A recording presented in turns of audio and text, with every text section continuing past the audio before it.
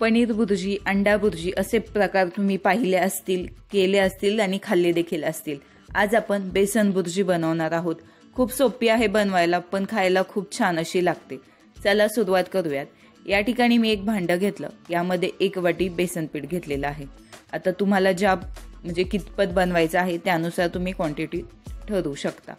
आता यामध्ये थोडीशी हिरवी मिरची चिरलेली, कढीपत्ता जर टाकायचा असेल तर यामध्ये तुम्ही 2 ते 3 कढीपत्त्याची पाने बारीक चिरून टाकू शकता। एक मीडियम साईजचा कांदा बारीक चिरून घेतलेला आहे, तो थोडासा टाकून घेतला। त्याचबरोबर हळद पावडर, थोडासा गरम मसाला आणि हिंग। कांदा तुम्ही नंतरनं देखील वापरू शकता आवडीनुसार। पुढे कधी वापरायचा हे मी सांगेल। आता चवीनुसार मीठ टाकून घ्यायचं आणि एकदा मिक्स करून घेऊयात। त्यानंतर ज्याप्रमाणे आपण बेसनाची पोळी बनवतो त्या पद्धतीचा बॅटर बनवून घ्यायचा आहे, पण थोडंसं घट्टसर ठेवायचं।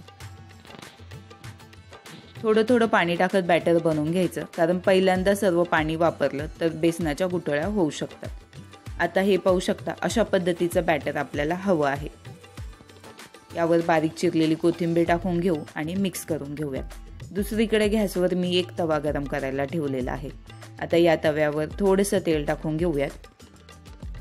त्यानंतर आपण जे बॅटर बनवलं होतं त्याचं एक धिरडं बनवून घ्यायचं आहे। बेसनाचं धिरडं काढून घ्यायचं, थोडंसं जाडसर ठेवायचं, कुरकुरीत नाही बनवायचं। मीडियम टू लो फ्लेमवर आपल्याला हे धिरडं छान खरपूस भाजून घ्यायचं आहे। हलकं भाजून घेतलं तरीही चालेल, काहीच हरकत नाही। आणि एक बाजू सुकली गेली की पलटी करून घ्यायची आणि खालची बाजू देखील हलकी भाजून घ्यायची आहे, जास्त भाजायची गरज नाही। असा डार्क कलर नाही आला तरी चालेल। त्यानंतर आपल्याला याचे हे मॅश करून घ्यायचं आहे। चमच्याने तुम्ही अशा पद्धतीने हे मॅश करून घेऊ शकता। आता हे मॅश झालेलं आहे। आता आपण एका भांड्यामध्ये हे काढून घेऊयात आणि दुसरीकडे कढईमध्ये थोडंसं तेल गरम करायला घेऊयात। यामध्ये जिरं आणि मोहरीची, कढीपत्त्याची फोडणी देऊन घ्यायची। 4 ते 5 लसूण पाकळी बारीक टेचून घेतलेली आहे, ती देखील यामध्ये टाकून घ्यायची आहे। आता जर तुम्हाला कांदा बेसनाच्या बॅटरमध्ये वापरायचा नसेल तर तुम्ही या ठिकाणी कांदा फ्राय करून घेऊ शकता, किंवा अजून थोडासा कांदा यामध्ये फ्राय देखील करून घेऊ शकता। आता हे जे मॅश केलेलं बेसनाचं धिरडं आहे ते यामध्ये टाकून छान मिक्स करून घ्यायचं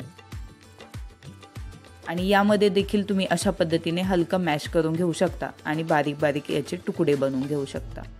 यावर बारीक चिरलेली थोडीशी कोथिंबीर टाकून घेऊयात आणि आपलं हे जे आहे बेसनाची भुर्जी बनवून तयार झालेली आहे।